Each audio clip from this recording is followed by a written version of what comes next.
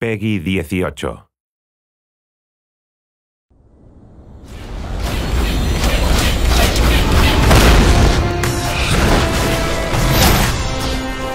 There's nothing better than encountering a monster and just having a hell of a time trying to kill it.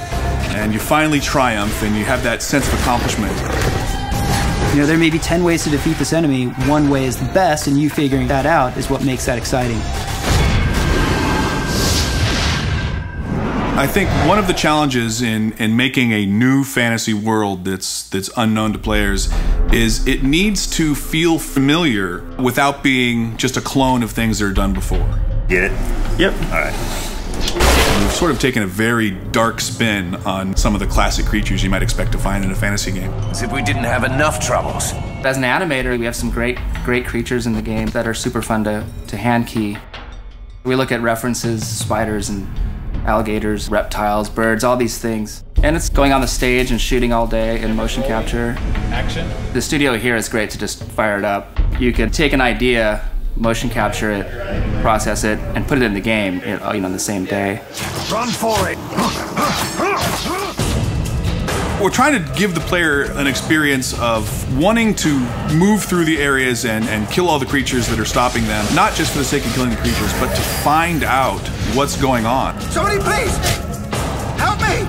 We have a core creature, which is the Wargar. Their race is kind of what was underneath this town. And somehow they got perverted. Something happened. They're kind of reptilian looking, and we kind of just try to creep them out a little bit. So you look at tarantulas and just get that kind of feel. Their deepest desire is to become like spiders. As you fight them, you start to see more and more strange variations on them until eventually you come upon an infected. And an infected has actual spider legs. You come up to him and you start to realize, hey, this guy's got magic. And he's also teleporting all over the place. So you're like, you're just about to shoot him and he goes off to another place. Fast, threatening, super intense, kind of creepy, pretty effective. Great. More bugs. I like the Minotaur, because they charge the crap out of you. They're powerful figures. They have big chests and arms, but their heads are a little emaciated, and they have some twisted, vicious-looking horns. What we wanted out of a creature like this was something that was going to run and smash into things and just send the players flying if they weren't too careful.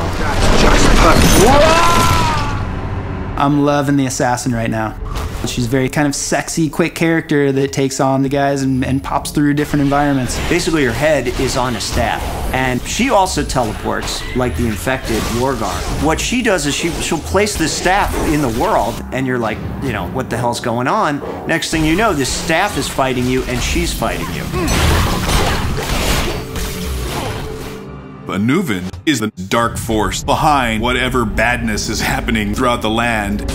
But it's not clear at all what it is that he's really up to. And we reveal that to the player slowly throughout the course of the game, and ultimately you find out who he is, and what he's up to.